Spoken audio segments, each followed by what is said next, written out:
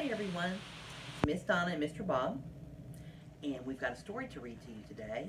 It's called The Three Trees. It's one of our very favorite stories, and we have our little froggy here today, and he loves it, and we hope you do too. You bet. The Tale of Three Trees.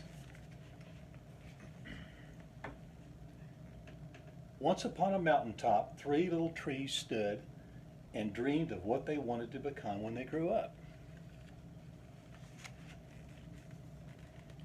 The first little tree looked up at the stars twinkling like diamonds above him. "I want to hold treasure," he said. "I want to be covered with gold and filled with precious stones. I will be the most beautiful treasure chest in the whole world." The second little tree looked out at the small stream trickling by on its way to the ocean. "I want to be a strong sailing ship," he said. "I want to travel mighty waters and carry powerful kings. I will be the strongest ship in the world." The third little tree looked down into the valley below, where busy men and busy women worked in a busy town. I don't want to leave this mountaintop at all," she said. "I want to grow so tall that when people stop to look at me, they will raise their eyes to the heavens and think of God. I will be the tallest tree in the world."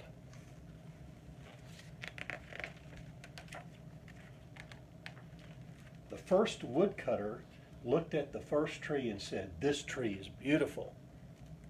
It's the perfect tree for me." With a swoop of his shining axe, the first tree fell. "Now I shall be made into a beautiful chest," thought the first tree, "and I shall hold wonderful treasure." The second woodcutter looked at the second tree and said, "This tree is strong. It is perfect for me." And with a swoop of his shining axe, the second tree fell. "Now I shall sail mighty waters," thought the second tree. "I shall be a strong ship fit for kings." The third tree felt her heart sink when the last woodcutter looked her way. She stood straight and tall and pointed bravely to the heavens, but the woodcutter never even looked up. "Any kind of tree will do for me," he said. With a swoop of his shining axe, the third tree fell.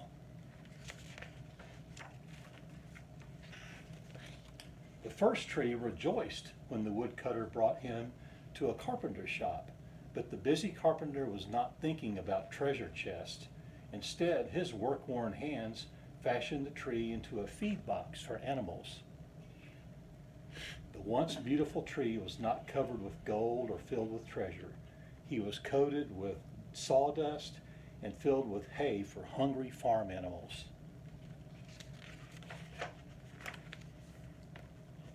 The second tree smiled when the woodcutter took him to a shipyard. But no mighty sailing ships were being made that day.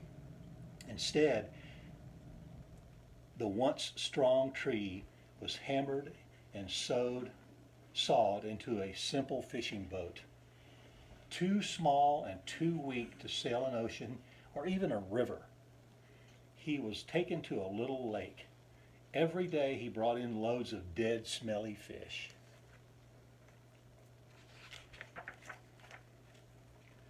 The third tree was confused when the woodcutter cut her into strong beams and left her in a lumber yard. "What happened?" the once tall tree wondered. "All I ever wanted to do was stay on the mountaintop and point to God." Many, many days and nights passed. The three trees nearly forgot their dreams.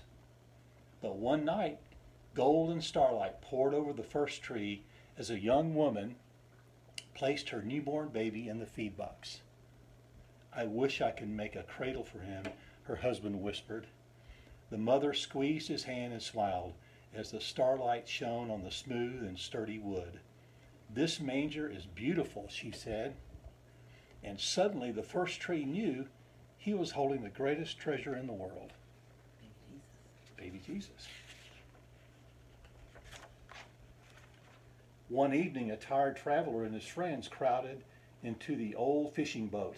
The traveler fell asleep as the second tree quietly sailed out into the lake. Soon a thundering and thrashing storm arose. The little tree shuddered. He knew he did not have the strength to carry so many passengers safely through the wind and the rain. The tired man awakened. He stood up, stretched out his hands, and said, "Peace," and the storm stopped as quickly as it had begun. Suddenly, the second tree knew he was carrying the King of heaven and earth. One Friday morning, the third tree was startled when her beams were yanked from the forgotten woodpile. She flinched as she was carried through an angry, jeering crowd. She shuddered when soldiers nailed a man's hands to her, and she felt ugly and harsh and very cruel. But then on Sunday morning, when the sun rose and the earth trembled with joy beneath her, the third tree knew that God's love had changed everything. It had made the first tree beautiful. It had made the second tree strong. And every time people thought of the third tree, they would think of God. That was better than being the tallest tree in the world. Well, Mr. Bob, I think that those were the luckiest trees ever. I do too. What a great tale. So thank you guys. We look forward to seeing you again at church. And you kids be good. Bye-bye.